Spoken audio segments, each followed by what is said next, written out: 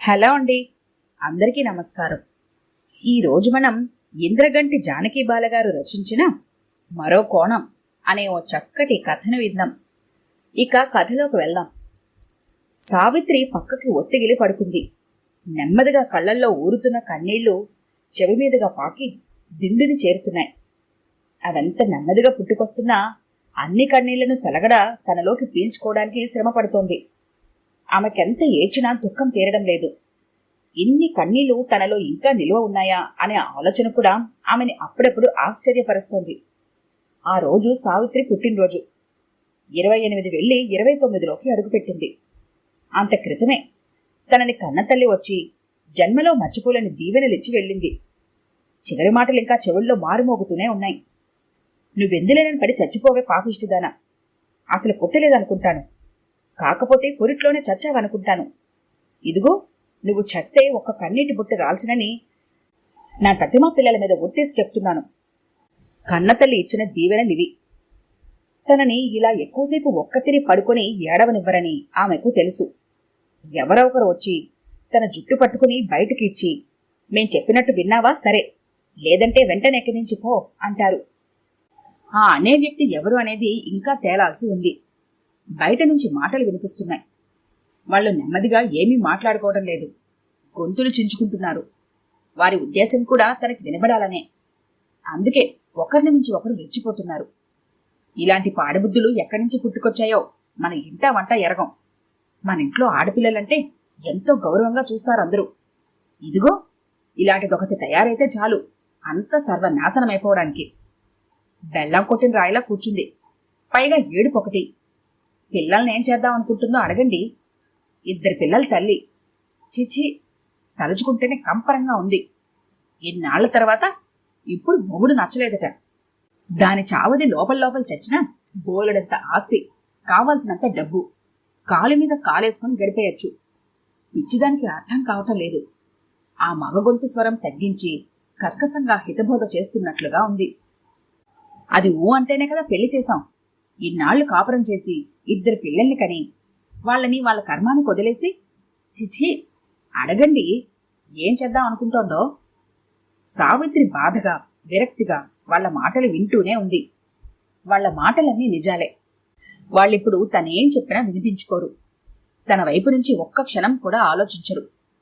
సావిత్రికి 18 ఏళ్లు నిండగానే సుకుమార్ పెళ్లి సంబంధం తీసుకొచ్చారు బంధువులంతా కలిసి. బోలెడంత ఆస్తి, డబ్బు, ఒక్కడే కొడుకు, ఊళ్ళోనే 2 ఇళ్ళు. కాని కట్నం అక్కర్లేదు. పైగా పెళ్లి ఖర్చు కూడా వాళ్లే పెట్టుకుంటారు. సావిత్రి పేదింటి పిల్ల. ఇంకా 4 పిల్లలున్న తల్లికి మొదటి సంతానం. అది ఆడపిల్ల. తండ్రి మంచానపడి 1 ఏడాది దాటింది. ఇంట్లో గుక్కడి గంజికి దిక్కు లేకుండా ఉంది. సుకుమార్ అవిటివాడు. అతనికి మోకాళ్ళ నుంచి 2 కాళ్ళు చచ్చుబడిపోయాయి. నడవలేడు, నిలబడలేడు. అయితే తెలివి ఉంది. ప్రైవేటుగా పరీక్షలు కట్టి పాస్ అయ్యాడు. టైప్ రైటింగ్, షార్ట్ హ్యాండ్ హైయర్లు చేసి ఇంటి ముందు గదిలో 10 టైపు మిషన్లు పెట్టి ఇన్స్టిట్యూట్ పెట్టాడు. అది బాగా నడుస్తోంది. ఉన్న ఆస్తికి తోడుగా 2 కాళ్ళు లేకపోయినా 2 చేతులా ఆర్జిస్తున్నాడు. సుకుమార్ తల్లి కోడల కోసం వేట మొదలుపెట్టింది. అంగవైకల్యమున్న కొడుక్కి ఎవరు పిల్లనిస్తారు? పేదవాళ్ళు ఇస్తారు. అండదండం లేని వాళ్ళు ఇస్తారు. డబ్బు చూసి మోజు పడేవారు ఇస్తారు. ఈ 3 లక్షణాలు కలిసి వచ్చిన పిల్ల సావిత్రి ఆమె కంటబడింది. దగ్గర వాళ్ల ద్వారా కబురు చేసింది. పిల్లాడు కాలులేని వాడే గాని మరో వంక పట్టలేమని అందరూ అనుకున్నారు. ఆ లోటు లేకపోతే తమలాంటి సంబంధం 1,000,000 జన్మలెత్తిన తగలదేమో అంటూ మురిసిపోయారు. సావిత్రికి బాగా నూరిపోశారు. డబ్బు, పట్టుచీరలు, నగలు, ఇల్లు, వాకిళ్ళు అన్నీ బాగానే ఉన్నాయి గాని పెళ్లి కొడుకే బాగాలేడని కొన్ని కోట్ల సార్లు అనుకుంది సావిత్రి. ఆ ఒకటి పక్కన పెట్టేసి మిగిలిన అన్ని హంగుల్ని పొగట్టం మొదల్లేదు బంధుజనం. సావిత్రికి బాగా ఆలోచించుకోవడానికి వయసు లేదు, శక్తి లేదు, మారాం చేసేందుకు వీల్లేదు. ఇంట్లో అందరూ తను ఊ అనాలని 1000 చెవులు రెక్కించి ఎదురు చూస్తున్నారు. తను సరేననడం ద్వారా ఇంటి పరిస్థితి మారుతోంది. బెరుకుగా ఉన్నా ఎటూ తేల్చుకోలేనట్లుగా ఉన్న సావిత్రికి పెళ్లికి సరేనంది. ఇల్లంతా ఆనందం వెల్లివిరిసింది. 15 రోజుల్లో ముహూర్తాలు పెట్టుకున్నారు. వెంకటేశ్వర స్వామి గుళ్ళో పెళ్లి. చీరలు, సారెలు, బాజా భజంత్రీలు అన్ని ఏర్పాట్లు చురుకుగా మొదలయ్యాయి. సావిత్రి పెద్ద తమ్ముడికి తన హామీ ఉండి బట్టల కొట్లో 1000 రూపాయల ఉద్యోగం వేయించింది అత్తగారు. కట్నం వీళ్ళేమీ ఇచ్చేది లేదు. ఆమె కుటుంబానికి కాస్త ముట్ట చెప్పింది. తండ్రికి మందులు, తల్లికి ఒంటి నిండా బట్ట, ఇంట్లో 2 పూటల భోజనం. సావిత్రికి ఆనందమేసింది. తను తన కుటుంబానికి ఇంత మాత్రం సాయం చేయగలిగానని గర్వం కలిగింది. పెళ్లి స్థిరపడిన వెంటనే తన ఆలోచనల్లో మార్పు తెచ్చుకుంది. అతని గురించి ఆలోచించడం మొదలుపెట్టింది. అతను తనలా నడవలేడు, తనలా పరిగెట్టలేడు, తనలా తొక్కుడు బిళ్ళ ఆడలేడు, స్కిప్పింగ్ చేయలేడు, తన తమ్ముళ్లా ప్లేగ్రౌండ్లో ఫుట్బాల్ ఆడలేడు, చెట్లెక్కలేడు, సైకిల్ తొక్కలేడు. పాపం, అతని మనసులో ఎంత బాధ ఉంటుంది. అందుకే తను అతన్ని అసలు బాధపడకుండా చూడాలి. అతను కింద దేకుతూ వస్తాడు. చేతులకు రబ్బర్ తొడుగులు వేసుకుంటాడు. చంకకర్రలతో 3 చక్రాల సైకిల్కి పోనిస్తాడు. కాని ఏ మనిషితోనూ సమానంగా భుజాలు తాకుతూ నిలబడలేడు, నడవలేడు. అతనిలో ఆ తక్కువ భావం రాకుండా చూడాలి. అతను అందరికీ సమానుడే అనిపించాలి. అతను ఎవరికంటేనూ తక్కువ కాదనే భావం అతని మనసు నిండా నింపేయాలి. అతని భార్యగా అతని బాగు కంటే తనకేం కావాలి? సావిత్రి ఇలాంటి ఆలోచనలు చేసి చేసి పెళ్లికి మనసును సిద్ధపరచుకుంది. తనలో ఏదైనా అసంతృప్తి ఉన్నా ఎవరికీ అది కనబడనీయకుండా జాగ్రత్త పడి నవ్వుతూ కలకల్లాడుతూ తిరిగేయాలని చివరిగా నిర్ణయించుకుంది. పెళ్ళైపోయింది. కాలులేని మొగుడితో కాపురం మొదలుపెట్టింది సావిత్రి. ఆమెకదేం బాగుండకపోయినా సర్దుకుపోతూ కళ్ళు మూసుకొని కాలం గడపడం అలవాటు చేసుకుంది. సుకుమార్లో పైకి కనిపించే అంగవైకల్యం కంటే భయంకరమైన వికృతి రూపం లోపల ఉందని చాలా తక్కువ సమయంలోనే సావిత్రి గ్రహించింది. ఉక్రోషం, కోపం, అనుమానం, అసహనం. ఏ క్షణంలో ఎలా ఉంటాడో తెలీదు. అతని యందు జాలి కనబరిచినట్లు అనుకుంటే నీ ముష్టి జాలి కోసం ఎవరూ దేబరించలేరు అంటూ కసురుతాడు. పోనీ ఏమీ లేనట్టు మామూలుగా ఉంటే నేను అసక్తుని కదా, ఆ మాత్రం జ్ఞానం లేదు అంటూ రెచ్చిపోతాడు. ఒక్కొక్కసారి పట్టలేని కోపంతో ఊగిపోతాడు. ఉక్రోషంతో సాధిస్తాడు. చేసే ప్రతి పనిని అనుమానిస్తాడు. అసహనంతో చిరచిరలాడిపోతాడు. ఆ రోజు అన్నం వడ్డించటంలో పొరపాటు జరిగింది. జారిపడిన అన్నం కంచమంతా చిందిపోయింది. రావే, రా, ఇటురా అంటూ గద్దించాడు. అమాయకంగా భయంగా దగ్గరకు వెళ్ళింది. అమాంతం ఆమె జుట్టు పట్టుకొని వంచి చెంపలు వాయుగొడుతూ కుడి చేత్తో జబ్బ పట్టుకొని ఎడం చేత్తో తొడపాసం అందుకున్నాడు. సావిత్రికి ప్రాణం విలువెల్లాడింది. అలాంటి ఒక హింసాత్మక శిక్ష ఉందనే అనుభవం లేకపోవడం వల్ల కంగారు పడిపోయింది. బాధతో వణికిపోయింది. కళ్ళనీళ్లు బొట్లు బొట్లుగా రాలాయి. పై ప్రాణాల పైన ఎగిరిపోయాయి. ఇంతలో అత్తగారట వచ్చి, చాలేరా, ఎవరైనా వింటే నవ్విపోతారు అంది. అతను వదలగానే తూలిపోయి వెళ్లి గోడకు కొట్టుకుని చతికిలబడింది. మోకాళ్ల మధ్య తలపెట్టుకుని గొల్లున ఏడ్చేసింది. కాసేపు ఎవ్వరూ పలకరించలేదు. నెమ్మదిగా లేవబోతే కుడికాలు కదపలేకపోయింది. ఒకటే సలుపు. కుంటుకుంటూ గదిలోకి వెళ్లి చూసుకుంది. తొడమీద బాదంకాయంత మేర నల్లగా కమిలిపోయి ఉంది. బుగ్గలు ఎర్రగా కందిపోయి ఉన్నాయి. అన్నిటికంటే అవమాన భారం ఆమెను కృంగదీసింది. ఆమెకు ఒక్కొక్క సంఘటన గుర్తుకొచ్చి అసహ్యం పెరిగిపోసాగింది. కొత్తగా చేయించిన కాలిమువ్వల పట్టాలు పెట్టుకుని అపురూపంగా అతనికి చూపించింది. చేతిలో ఉన్న స్కేలుతో 2 కాళ్ల మీద ఫెడీ ఫెడీమని కొట్టాడు.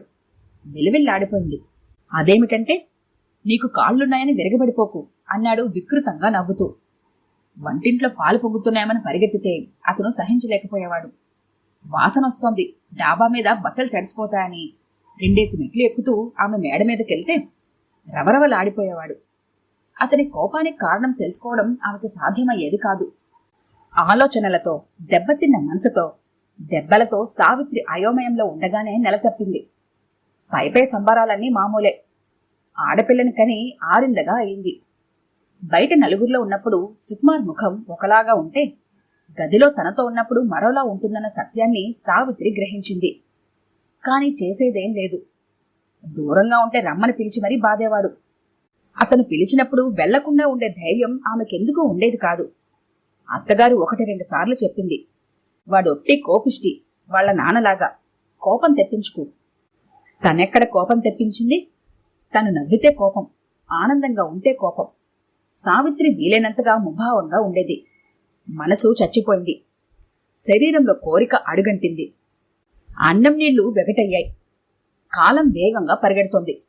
తిట్లతో, శాపనార్థాలతో, దెబ్బలతో, గుద్దులతో జీవితము గడుస్తోంది సావిత్రికి. మళ్లీ కడుపు. ఆడపిల్ల. 25 ఏళ్ల వయసొచ్చేసరికి సావిత్రిలో మార్పు వచ్చింది. శరీరం మరింత అందంగా తయారైంది. వయసుతో పాటు ఆలోచన పెరిగింది. దాంతో తనకి జరిగిన అన్యాయం ఆమెకి అర్థమవసాగింది. గుండెలంతా దుఃఖం పేరుకుపోయి ఉండేది. ఇల్లు నరకంలా, భర్త ముఖం చూడాలంటే అసహ్యంగా అనిపించేది. పిల్లల యందు పెద్దగా ప్రేమేం కురిసిపోయేది కాదు. అత్తగారే మనవరాళ్ళని ఎత్తుకునేది. సుకుమారంటే భయం, అసహ్యం తప్ప ఏ కోసాన ప్రేమ అనేది కలిగేది కాదు. అప్పుడే ఆమె దృష్టిలో రవి రాజకుమారులా కనిపించాడు. అతను ఉద్యోగ ప్రయత్నాల్లో ఉండి టైం వేస్ట్ కాకుండా టైపు నేర్చుకుందామని వచ్చాడు. రవి చాలా తెలివైనవాడు. చూడముచ్చటగా ఉండే రూపం, చక్కటి మాట తీరు. అతను సావిత్రి యందు కాస్తంత అభిమానం చూపాడు. ఒకరోజు ఆమె గుడికి వెళ్లి వస్తుంటే పలకరించి పక్కనే ఆమెతో కలిసి 4 అడుగులు వేశాడు. ఆమె గుండె విచిత్రమైన ఆనందానుభూతులకి లోనైంది. తన పక్కన అందంగా, దర్జాగా, తనకంటే ఎత్తుగా ఒక మగాడు నడుస్తుంటే ఏదో గర్వంతో ఒళ్ళు పులకరించింది. ఇలాంటి అనుభవం చాలా కొత్తగా, అపురూపంగా అనిపించింది. అతను నవ్వి వస్తానన్నట్లు పక్క వీధిలోకి వెళుతుంటే లోపలి ప్రాణాన్ని ఎవరో లాక్కుపోతున్నట్టు అయిపోయింది. ఆ రోజు నుండి రవి వస్తూనే ఉన్నాడు. ఎలాగో సావిత్రిని పలకరిస్తూ, ఒక జోక్ వేసి నవ్విస్తూ, ఓ పొగట్టుతో ఉబ్బిస్తూ, తను ఉన్నంత వరకు అదొక వేరే లోకం అనిపింపజేసేవాడు.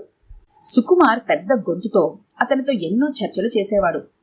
అతనికి ఆడవాళ్ల మీద ఉన్న అభిప్రాయాలు అతని మాటల ద్వారా విని రవి సావిత్రి యందు ఒక సానుభూతిని పెంచుకున్నాడు. ఆమె మనసులో ఉన్న అసంతృప్తులను త్వరలోనే అర్థం చేసుకున్నాడు. ఆమె మీద జాలి, అందులోంచి ఆకర్షణ, ప్రేమ, తెగింపు ఒకదాని వెంట ఒకటి అతన్ని ఆక్రమించుకున్నాయి. సావిత్రి రవి కలుసుకోవడానికి ఎక్కువ కాలం పట్టలేదు. అసంతృప్తితో, అవమానంతో వేగిపోతున్న సావిత్రికి రవి సాంగత్యం ఒక ఆసరాగా అనిపించింది. ఆమెలో ఉన్న అసహాయత, ఆమెకు జరిగిన అన్యాయం, వాటిని మించిన ఆమె శరీర సౌందర్యం రవికి ఆమె యందు గాఢమైన ప్రేమను పుట్టించాయి. వీరి అనుబంధాన్ని పసిగట్టిన సుకుమార్ గొడవ చేశాడు. కుటుంబంలో పెద్దల్ని పిలిచి పంచాయతీ పెట్టాడు. అందరూ సావిత్రిని కేకలేశారు, తిట్టారు, నీతి బోధించారు, జీవితం అంటే ఏమిటో వివరించారు. క్షణికమైన మోజులో పడి పండంటి కాపరను చెడగొట్టుకోవద్దు అన్నారు. రత్నాల్లాంటి పిల్లల్ని చూసుకుని బుద్ధిగా ఉండమన్నారు. పెద్ద పిల్లకి 7 ఏళ్లు, రెండో పిల్లకి 5. వాళ్ల భవిష్యత్తు ఆలోచించమన్నారు. సావిత్రేం సమాధానం చెప్పలేదు. ఆమెకి అబద్ధమాడాలి అనిపించలేదు. మళ్లీ ఆ నరకంలోకి అడుగు పెట్టాలి అనిపించడం లేదు. ఎలాగూ బయటపడింది. మళ్లీ లోపలికెళ్లడంలో అర్థం లేదు. ఏమీ లేనప్పుడు చిత్రహింసలు పెట్టిన సుకుమార్ ఇంత తెలిసాక మామూలుగా ఎలా ఉంటాడు? సావిత్రి రెండో వైపుకు ఒత్తిగిల్లి పడుతుంది. ఇప్పుడు కన్నీళ్లు కారడం లేదు. ఆలోచనలు వేగంగా, పదునుగా సాగుతున్నాయి. జీవితంలో ఒకవైపు నుంచి మరోవైపుకి మళ్లినట్టుగా ఉంది. ఆమె మనసు, ఆలోచనల్లో రవి చోటు చేసుకున్నాడు. ఆమెకి ఆలోచించడం నేర్పించినవాడు అతను, ప్రశ్నించడం నేర్పించినవాడు అతను. తనని నరకం నుంచి తప్పించుకోవడానికి వచ్చిన ఆపద్బాంధవుడిలా అనిపిస్తున్నాడు రవి. తనని సుకుమార్ బాధిస్తున్నాడని, హింసిస్తున్నాడని తన తల్లికి తెలుసు, తమ్ముడికి తెలుసు, మంచంలో ఉన్న నాన్నకి తెలుసు, అత్తగారికి, చూచాయిగా బంధువులందరికీ తెలుసు. కాని ఎవరూ పట్టించుకోలేదు. అతనొక్క మాట అడగలేదు. ఎందుకని? భార్యని బాధించడం భర్తకి జన్మహక్కనా? అది సహజమనేనా? ఆమె ఆ బాధలు, అవమానాలు ఎలానో ఓర్చుకొని అతనిలో మార్పు కోసం ఎదురు చూస్తూ జీవించాలనా? ఇప్పుడందరూ పిల్లలు పిల్లలు అంటూ గోల పెడుతున్నారు. అతను తనని నానా హింసలు పెడుతుంటే అవి భరించలేక తను ఎటైనా వెళ్ళిపోతే, చచ్చిపోతే పిల్లల గతి ఏమిటని ఒక్కసారైనా అతన్ని ఎందుకు అడగలేదు? ఇప్పుడు పిల్లల బాధ్యత తనదేనని, ఆ పిల్లల కోసం తను అతన్ని భరించాలని అనడం ఏం న్యాయం? నిన్నగాక మొన్న 2 బిడ్డల తండ్రి విశ్వం బాబాయ్ మరో అమ్మాయితో 3 వీధుల అవతల వేరే కాపురం పెడితే నువ్విలా చేస్తే పిల్లలేమైపోతారు అని ఒక్కరూ అడగలేదు. ఎందుకని? అంటే వండి వార్చి, మూతులు కడిగి, నీళ్లు పోసి, జడలు వేసి, బట్టలు కట్టి సాకే తల్లి పిల్లల కోసం ఇంట్లో కట్టుబడి ఉంటే చాలు. ఆమె లేకపోతే పనంతా ఆగిపోతుంది. అందుకే ఆమె ఎటూ పోకుండా చుట్టూ ఉన్న అందరూ రక్షిస్తూ ఉంటారు. ఆమె ఏమాత్రం స్వేచ్ఛగానూ ఉండకుండా జాగ్రత్తలు తీసుకుంటూ ఉంటారు. ఏ మగాడు తన ఇల్లు వదిలిపెట్టి వెళ్లేప్పుడు పిల్లల గురించి ఆలోచించాడు? ఏ మగాడిని పిల్లల గురించి బంధువులు చుట్టాలు నిలేశారు? వెయ్యలేదు, వెయ్యరు. తరతరాలుగా పిల్లల్ని పెంచే బాధ్యత స్త్రీలది అని నిర్దేశించారు. దాన్నే నమ్ముకొని 190 మంది మాతృత్వపు మైకంలో బతికేస్తున్నారు. కాని సర్దుకోలేక సంఘర్షణకి లోనయ్యే వాళ్ల గురించి ఎవరూ కాస్తైనా ఆలోచించరే? అసలు భర్తని, ఇంటిని, పిల్లల్ని వదిలి ఏ స్త్రీ అయినా బయటకెళ్తోందో అని ఒక్క క్షణం ఆమె వైపు నుంచి ఆలోచిస్తే ఎన్నో సమస్యలు అర్థమవుతాయి. సుకుమార్ లాంటి వాళ్ళకి సరైన అవగాహన ఉండేలా శిక్షణ ఇవ్వాల్సిన బాధ్యత ఈ సమాజం మీద లేదా? కాళ్లు లేని వాళ్ళు కాళ్లున్న వాళ్ళని ద్వేషించకూడదని, గుడ్డివాళ్లు చూడగలిగిన వాళ్ళని హింసించకూడదని, సృష్టిలోపం వల్ల అంగవైకల్యం ఉన్న మనసులో ఉన్నతిని, ప్రవర్తనలో సంస్కారాన్ని అలవర్చుకోవాలని వాళ్ళకి మనం నేర్పాలి కదా. నాకు ఇది లేదు, నీకిదుంది కనుక నిన్ను నేను ద్వేషిస్తున్నాను, హింసిస్తున్నాను, నాకుండే ఈ లోపం వల్ల నన్ను నువ్వు భరించి తీరాలి అంటే మనుషులందరూ సమానమనే భావాన్ని మనం ఎలా పొందపరచగలం? అంగవైకల్యం ఉన్న వారిని మనలో ఎలా ఇమర్చుకోగలం? సావిత్రికి ఒక్కసారి తన పాతాళంలోకి కూరుకుపోతున్నట్లు భావం కలిగింది. ఈ పోరాటం తను చెయ్యలేదు. ఆడపిల్ల తన గురించి తను ఆలోచించుకునే లోపు, వివాహ వ్యవస్థ అర్థం చేసుకునే లోపు పిల్లలు పుట్టుకొచ్చేస్తారు. అక్కడి నుంచి భార్యాభర్తలు కొట్టుకుంటూ, తిట్టుకుంటూ, ద్వేషించుకుంటూ, అసహ్యించుకుంటూ కలిసి బ్రతికేస్తుంటారు. పిల్లల కోసమే ఉన్నామని తల్లులు ఊరట పొందుతుంటారు.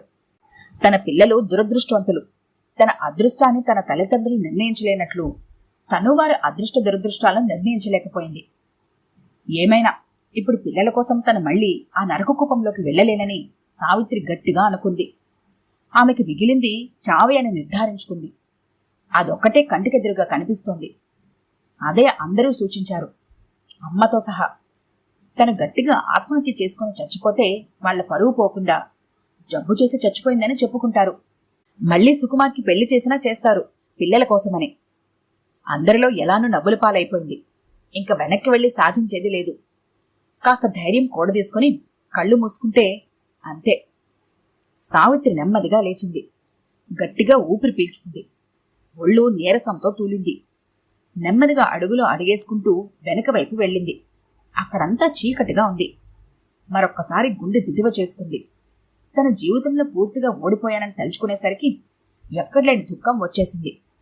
తనకెవ్వరూ లేరని తలుచుకునేసరికి మరీ కన్నీళ్లు ఆగలేదు. నిగ్రహించుకుంటూ వెనకవైపు తలుపు తీసింది. అడుగు ముందుకేసింది. ఎదురుగా రవి. ఒక్కసారి సావిత్రి గుండె జల్లుమంది. ఆనందం కమ్మేసింది. కారు చీకట్లో చిరుదివ్వెల. కాలరాత్రి గడిచాక ఉదయించే సూర్యుడిలా ఎదురుగా రవి. అతడి పక్కనే నిలబడి అమ్మని బిక్కుబిక్కుమంటూ చూస్తున్న పిల్లలు. ఇక ఆ రోజే మొదలైంది సావిత్రికి కొత్త జీవితం. ఈ కథ కనుక మీకు నచ్చినట్లయితే లైక్ చేయండి, షేర్ చేయండి. మరిన్ని ఇంట్రెస్టింగ్ కథల కోసం మా ఛానల్ని తప్పకుండా సబ్స్క్రైబ్ చేసుకోండి.